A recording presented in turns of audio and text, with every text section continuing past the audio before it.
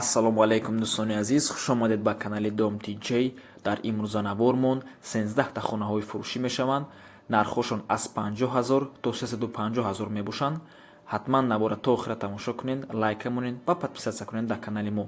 агар шумо хонаи фурӯшӣ доштаг бошед, ба рақамҳои барои реклама танҳо дар WhatsApp сурат ва маълумоти пурраи оиди хонатон роя кунед. агар шумо хона кофтеста бошед, дар комментарияи видео нависед ки чӣ хали хона ва аз куҷо барои шумо дар кор.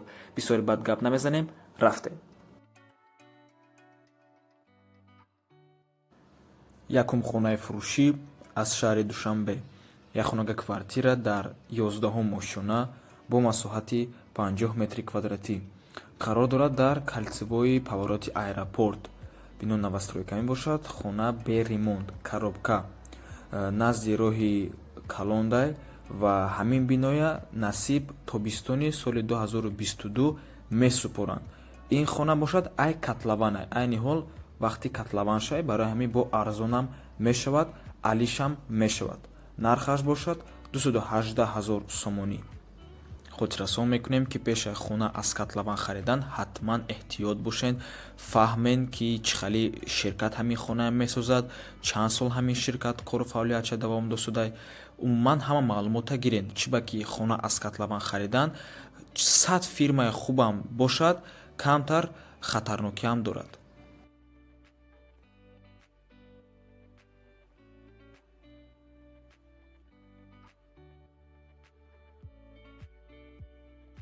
хонаи фурӯшӣ аз шаҳри Хуҷанд.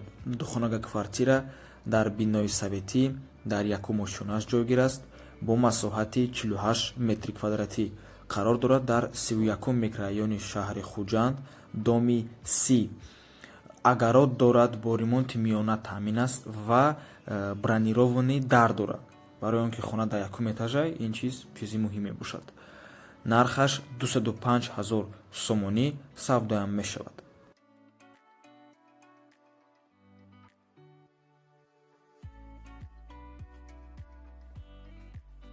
хонаи фурӯшӣ дар шаҳри Бохтар.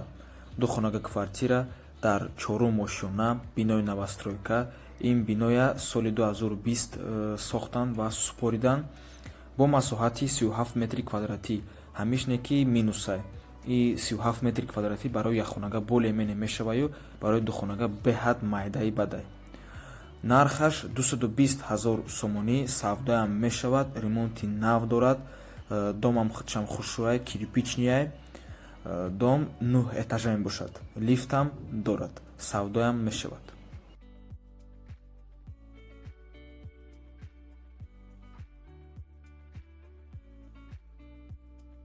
боз як хонаи фурӯшӣ аз шаҳри Бохтар. духонага квартира дар 2 ошона, бинои советӣ бо масоҳати 48 метри квадратӣ. ба чизу чораш фурӯхта мешавад, мебелошкатӣ.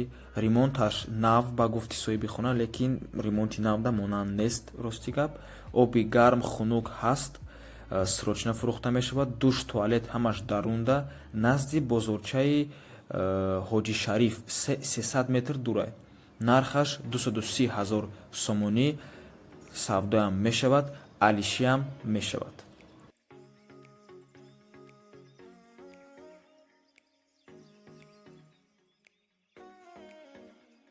хонаи фурӯшӣ аз шаҳри Душанбе. духонага квартира дар 2 ошона бо масоҳати 46 метри квадратӣ. бинои новостройка мебошад. поёни корвон дар ҷойгир аст. поёни корвон яъне айкорвон як 3-4 километр дур аст. нархаш 150 000 сомонӣ. хона бо ремонти миёна таъмин аст, лекин мутаассифона суратҳои ремонташ нест. ва ягона проблемаи ҳамин хона ҷошай, чиба ки ҷош уханағз нест, аз ҷиҳате ки обуш боле мене хай проблема несту, светаш камтар проблемаи зимистонда.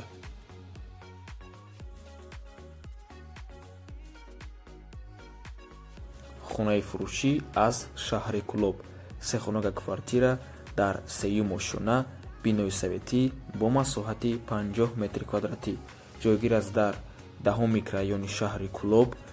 нархаш 180 000 сомонӣ савдоям мешавад ва ягона минуси ин хона квадратураш мебошад. 50 метри квадратӣ барои духонага более-менее мешаваю барои сехонага беҳад ками бад мебошад.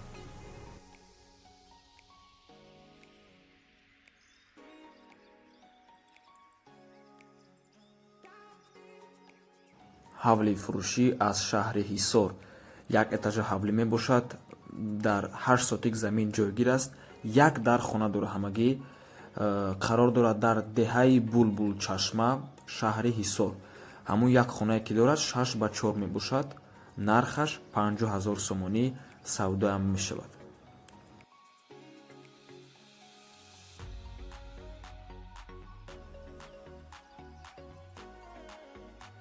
хонаи фурӯшӣ дар шаҳри Ҳисор. Духонага квартира дар 13 ошона, бинои навастройка мебошад. Худи бино 17 этажа мебошад бо масоҳати 43 метри квадратӣ. Қарор дорад назди гостиницаи Устунобод, рӯ па рӯи вокзал, яъне маркази шаҳри Ҳисор. Нархаш 123 000 сомонӣ савдоам мешавад, алишам мешавад. Ва Ҳисор, дӯстони азиз, ҷои беҳтаринаи айни ҳол беҳад този обод шудестай. Якчандта навастройкаҳо сохтестанд ва сол ба сол навастройкаҳошон зиёд шуда мегирад. Аҳолии Ҳисор 1 200 000 мебошад ва ин хона камтар қиматтаре. Дар ин навастройка 100 000 дам мешава ёфта. барои ҳамин агар ҳамин хона харидаста бошед, арзонаш кунед, мумкин 100 000 дам бита. ва Ҳисор ай ҳамин душанбе айни ҳол уққа сахти бад фарқиятам надорад, ҷои корам дорад.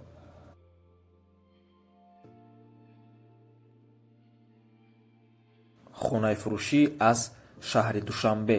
Духонага квартира дар 11 ошона, бинои навастройка бо масоҳати 66 метри квадратӣ.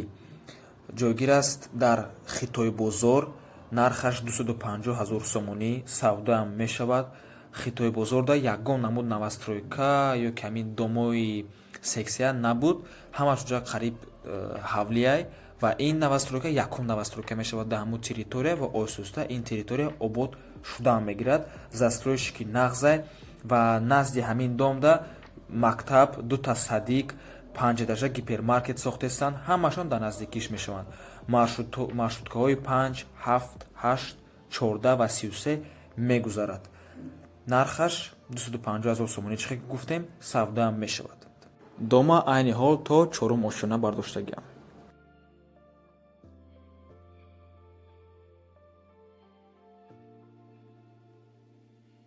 замини фурӯшӣ бо 2 хона дар шаҳри Турсунзода.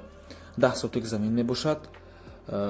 Дар кӯчаи Ленин, участкаи Боботогда ҷойгир аст. Замин ба роҳ наздикай ва бо 2 хонаи дига дорад. Нархаш 65 000 сомонӣ савдоам мешавад.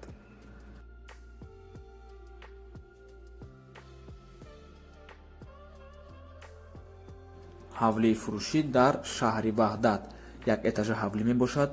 Дар 5 сотик замин ҷойгир аст. 4 дар хона дорад бо масоҳати 100 метри квадратӣ. 80% хона тайёрай, баня, туалет, кухнӣ дарундай. То раҳи калона 200 метр дурай. Аз дарьё то хонара 250 метр дурай об овардагианд. 30 лимча симент дорад, 20 шифир, қум, санг ҳаст, 2000 дона кирпичи пухта, сементблок. ҳамаш дар даруни ҳамин ҳавлӣ мебошанд. ҷойгир аст дар деҳаи Чаманзор. Номи пешинаш Гурхурда, шаҳри Ваҳдат. Нархаш 200 000 сомонӣ алишам мешавад, савдоам мешавад. марҳамат, вариантотона пешниҳод кунед.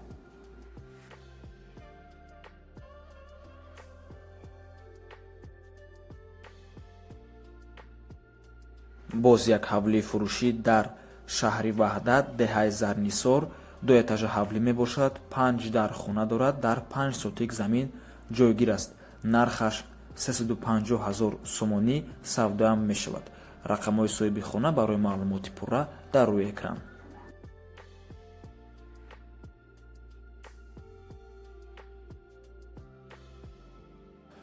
хонаи фурӯшӣ дар шаҳри Душанбе.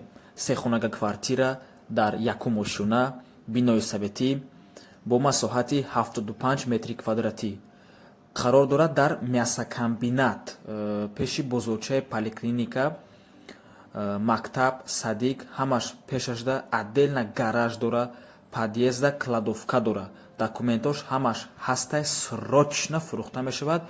беҳуда занг назанен, соҳиби хона мега ва дом дуэтажа мебошад худаш.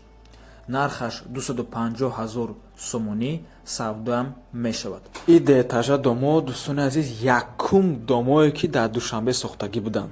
ёра сталинский дома меган, ё вақти сохтагишон ягон 60-70 сол гузаштагӣ ай вақташда ё об надоштан оз ба фикрам хай гузарондагиан оба. туалет ва ваннашонам дар берун буд. ҳозир намедонам чӣ хели ҳолат ай, уҷа ҳатто ҳамин бӯи кӯҳна мекуна ва ин соҳибаш беҳад нархша баланди бад мондагӣ ай ва уҷа умуман нестоятаи харидан. ва ин буд охирон навор охирон хонаи фурӯшӣ дар имрӯза навор мон. дӯстони азиз, ҳатман лайка монед, подписатсия кунед. раҳмати калон ки моро то охира тамошо карден. то боздид дӯстони азиз, барори кор шумода.